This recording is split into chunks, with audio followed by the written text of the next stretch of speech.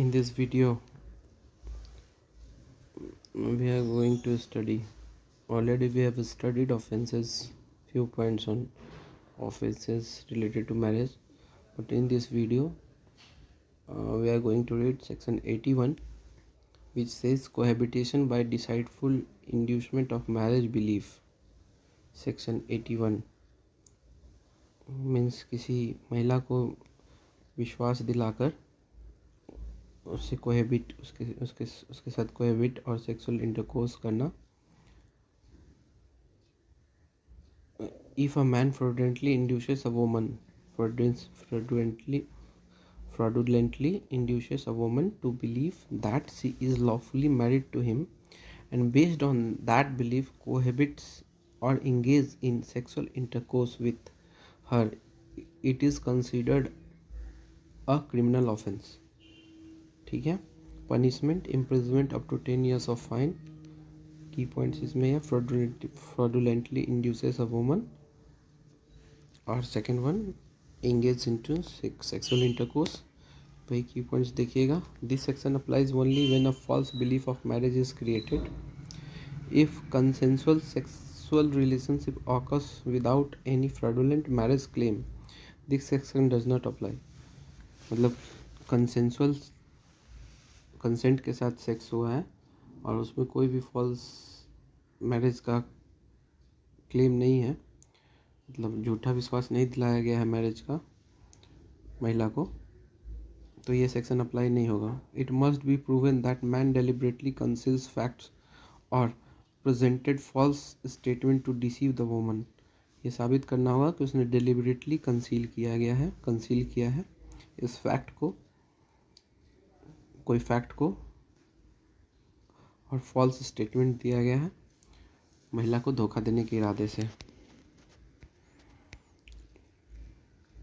Second है bigamy. 82 के 1 में दिया गया है कि अगर किसी भी पुरुष या महिला का कोई भी स्पाउस जीवित है अलाइव है, और उसके बाद जो दूसरी शादी कर लेता है, तो ये सेकंड मैरिज जो है वो वाइड होगा, और इसमें 7 साल की सज़ा और इम्प्रिजमेंट है. इसमें 2 केस देखेंगे, Sarla Mudgal versus union of India और Lily Thomas versus union of India, जिसमें कहा गया था कि रिलीजन चेंज करने से फर्स्ट मैरिज जो है वो वाइड नहीं हो जाती, वो स्टिल एग्जिस्टेंस में रहता है. ठीक है. इफ़ अ पर्सन's हस्बैंड और wife is still alive and they remarry, the subsequent marriage is considered void. Punishment up to 7 years of imprisonment and fine. ठीक है. चेंज ऑफ रिलीजन जो इसमें कहा गया, Sarla Mudgal versus union of India 1995, Lily Thomas versus union of India, rule that conversion to another religion does not automatically dissolve a marriage. Conversion जो है automatically marriage को dissolve नहीं करता है. Changing religion does not grant the right to remarry while the first spouse is alive. बता दिया था. अब इसमें एक्सेप्शंस होंगे, तो एक्सेप्शंस क्या होगा कि अगर लीगली कोई सेपरेट हो गया है, जैसे डिवोर्स वगैरह हो गया है, ठीक है, तो वो सेकंड मैरिज कर सकता है.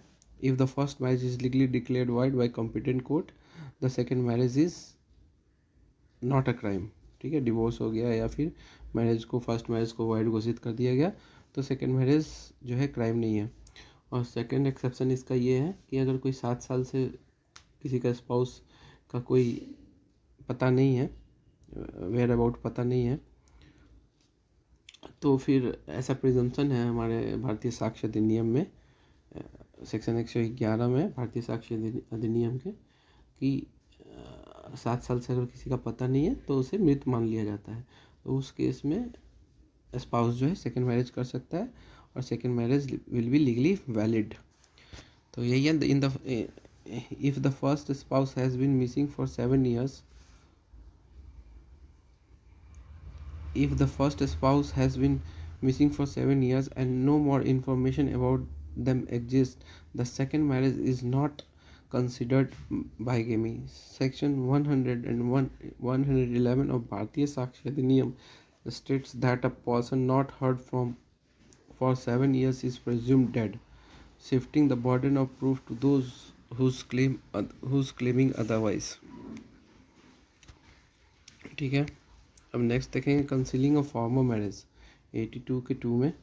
If a person hides the fact of the first marriage before entering into the second marriage it is criminal offence. मतलब अगर कोई छुपाता है कि वो मैरिड है और छुपा करके दूसरी शादी कर लेता है तो एक ऑफेंस है जिसमें पनिशमेंट 10 साल और सज़ा है। Applicable, this law applies to cases where a person intentionally deceives their second spouse but not disclosing a previous marriage। ठीक है, उसको डिसीव करता है सेकेंड स्पाउस को, उसे बताता नहीं अपने पहली शादी के बारे में। ठीक है, अब एक है fraudulent marriage ceremony, mock marriage जिसको बोलते हैं, सेक्शन 83 में है, जिसमें मॉक मैरिज किया जाता है, दिखाया जाता है कि लीगली शादी नहीं होता है लेकिन दिखाया जाता है कि शादी किया जा रहा है। If a person goes through a marriage ceremony dishonestly और with fraudulent intent knowing that the marriage is not legally valid they can be punished, है ना। तो उनको पनिश किया जा सकता है up to 7 years of imprisonment and fine. ठीक है, की पॉइंट्स इसमें होंगे। The law this law targets cases where a person fakes a marriage ceremony for dissipation.